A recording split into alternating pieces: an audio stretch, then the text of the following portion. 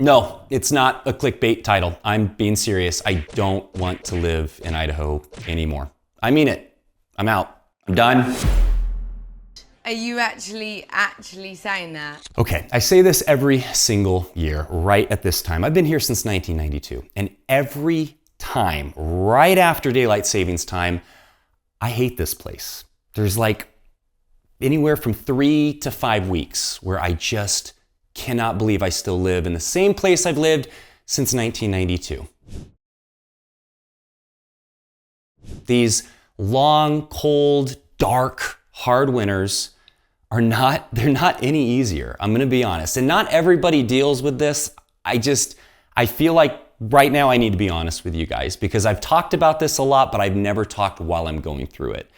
And I'm in the thick of it. And there's this, what's going on right now, and then there's a few other reasons why I seriously have thought about leaving and why people ultimately do leave. And I feel like it's really important for anybody who's looking at moving to Idaho that they look at this because it's serious stuff, man. I mean, moving, you're changing your whole life, you're spending a whole bunch of money, and it can be a huge mistake. And so I'm gonna tell you what these things are, and I'm gonna share with you what I've done to be able to get past this stuff every single year. It's like I have to start the cycle all over again, but these things work. It's kept me here, and I think it keeps a lot of people here. But if you don't know them, if you're not doing them, there's no way. You're not gonna last, you're gonna end up leaving. So that's what we're talking about today.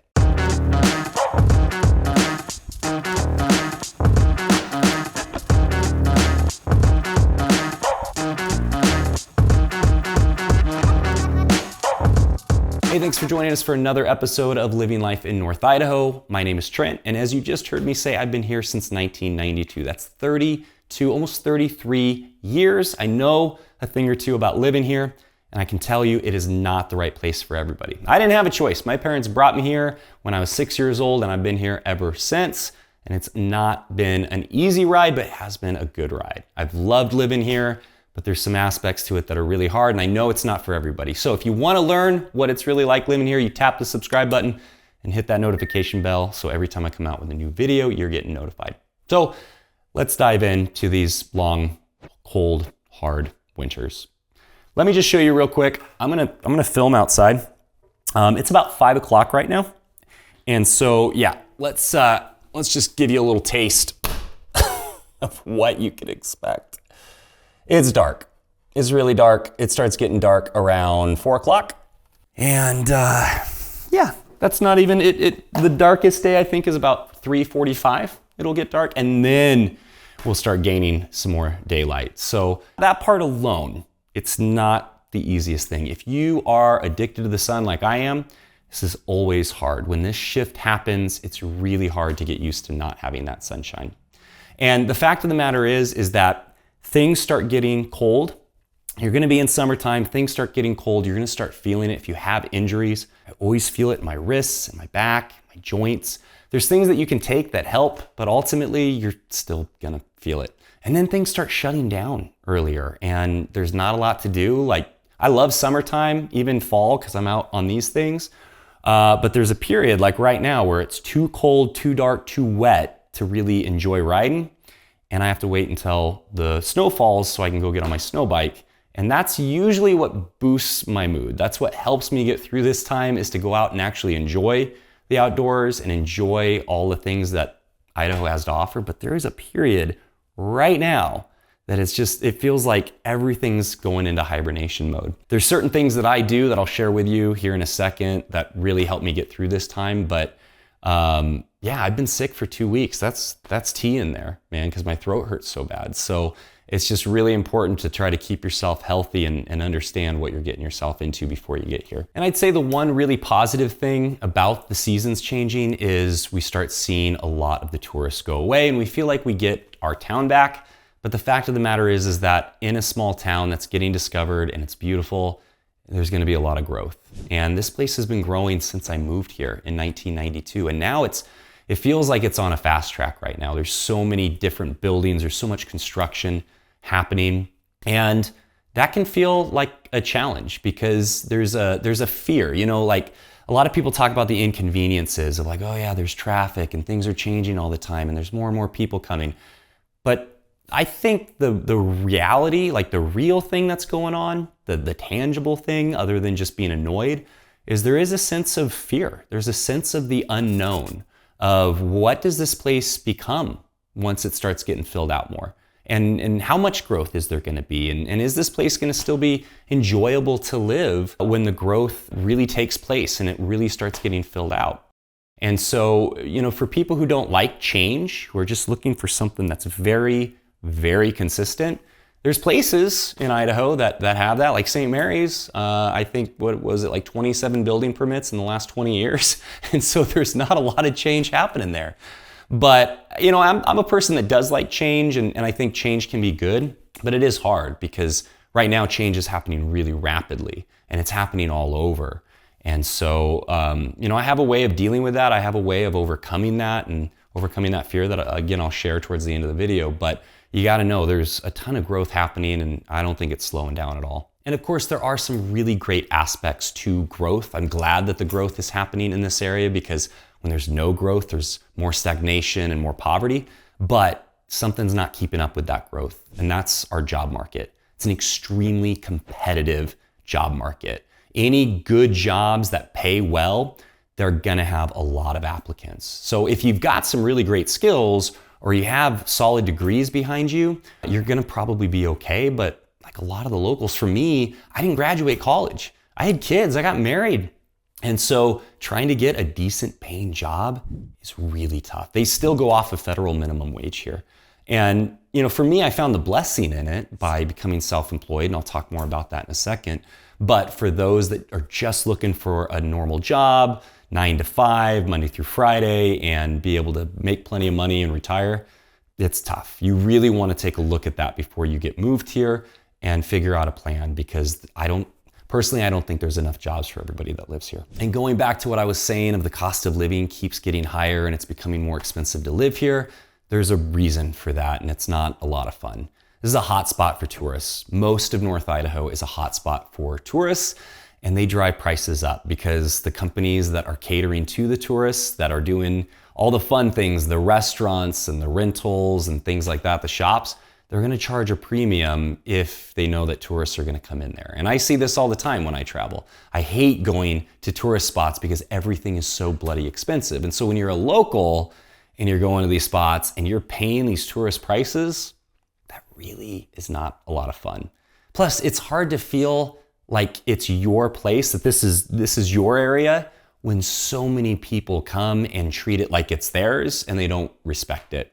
And so I know that tourism is an important part of this area, and I know it supports a lot of family and a lot of people that live here, but it's not a lot of fun. It's not a lot of fun. It's something, it never used to bother me that bad, but right now, like this year, it got annoying. And I think it's getting busier. More and more tourists are coming. And I wish that there was some way of teaching people etiquette again on how to behave when you're in a place that you don't live, because there are people that live here. But there's not, so we just have to deal with them. Again, I have answers of how to get through this, on how to deal with this stuff. You just gotta hang on a little bit longer. Let's go to this last one. Your friends and family might not come with you, and if they do, they might end up leaving. That's my story, at least. After I got out of high school, 90% of my friends and family left because it was tough to live here, and they didn't wanna live here anymore. And so I found myself really just having to figure things out on my own. A lot of loneliness that I had to go through. Luckily I created my own family. I love my own family and I love the friends that I have, but it's not a big group of people. It's great when you can think and act like everybody else, but I'm kind of an outlier. I've always been that way my entire life. I don't like following the crowds. I don't like thinking like everybody else thinks, and that can be tough when you're in a small town. It's served me really well. It's led to me being a much happier person. But it is tough to try to make friends if the friends that you have and the family that you have end up leaving. And so let's get on to talking about what the things you can do to offset this, because I'm pretty sure I just bummed everybody out. At least I'm feeling kind of bummed. So let's talk about what you can do to get through this stuff, what I do, and what really does work. So the first one, the long, cold, dark, hard winters. What do you do to get through that? Well, ultimately, you gotta stay active. That's why I've got the pull-up bar back here, the punching bag. I do extreme sports. I've got the sauna. I got the ice bath. You just have to keep yourself moving. Because if you're like me, I swear I'm half bear because I want to hibernate. I just want to eat everything and lay on the couch and go to sleep all day, every day. And you can't do that. You got to stay active. You got to make, get together with your friends, make plans to go out. And ultimately, for me, as I've gotten older and have made some money, I take trips. I do go and chase the sun. I go down to Scottsdale to see my parents. I go down to Palm Springs. There's a family condo that's down there that we get to stay in for free. And that really, really helps. But you really got to monitor this. You got to make sure you're taking your vitamin D, and you got to monitor how are you doing. If you're starting to just nitpick everything and be kind of crabby and not feel so good, take a trip. Plan a trip. Go visit somewhere warm, get that sunshine, and I promise when you get back, you're gonna be just as miserable. I'm just kidding. You're gonna appreciate that time, and also you're gonna be, that much closer to the beautiful snow falling and the holidays, and it does make it a lot easier. Now, dealing with the growth, yes, this is a much bigger challenge than just jumping on a plane and going and getting some sunshine.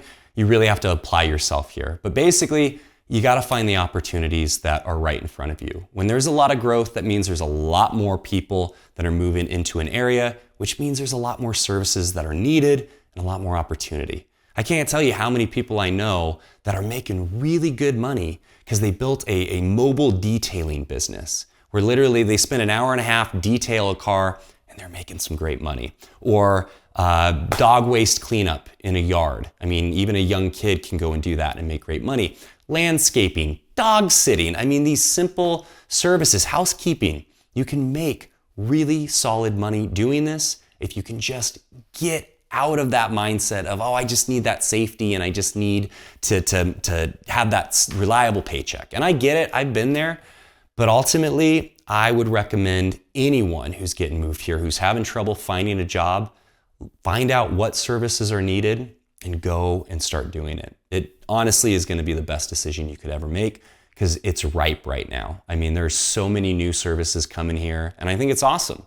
And so that's what I would recommend. That's how I've dealt with it. I became self-employed because there is nobody who's going to pay me what I'm worth or put up with me on a daily basis. And real quick, guys, if you are serious about getting moved to North Idaho and you need someone to help you make that happen, reach out at the phone number or email address listed below day, nights, weekends. That's why my team and I are here. So we love helping people figure out, is this the right place for you? And if it is, what's going to be the right area and all of the things. All the things that you need to think about before you get moved here, we can help you with all that. So reach out anytime. Let's get back. Now, as far as North Idaho feeling like a theme park, here's what I do to get away from that. I go out into the woods. I go and explore one of our dozens of lakes. I do things to get away from people because at the end of the day, tourists are going to flock to what's convenient, what's local. They're going to go downtown. They're going to go to the public beaches. And so to get out of that, you just go out into the woods. Yeah, you're going to see other people, but usually it's locals. And there's so many spots that are not known to tourists that are not going to get shared with tourists. And you just got to get moved here and start spending time with people and find out where those are and then go and do those things. And it's helped so much. There were many years I couldn't afford to do these things. Those are not the cheapest things in the world to do. But now that I'm here, I'm like, I love this place. I love it when I can go out and do those things. It's just during right now where I can't go do those things that I'm starting to feel cabin fever, but it'll be over soon. And lastly, the friends and family leaving. What do you do about that? There's not a lot you can do. What I've found is I've had to budget in and schedule trips to go see my family and my friends. And I try to keep connected with them. I call them, we FaceTime, because it happens faster than you think. When there's that much distance between you and you're not following up, you're not staying in touch, you start to grow distant. And you can start to grow apart, and that's hard. And so I know it's not, all of this stuff, it seems like, it involves money, and yeah, if you have money, everything's fine. Well, yeah, that's just life, and life's getting tougher, right? Inflation, everything's getting more expensive. So you might as well now figure out, how am I gonna make the money to live the life that I wanna live?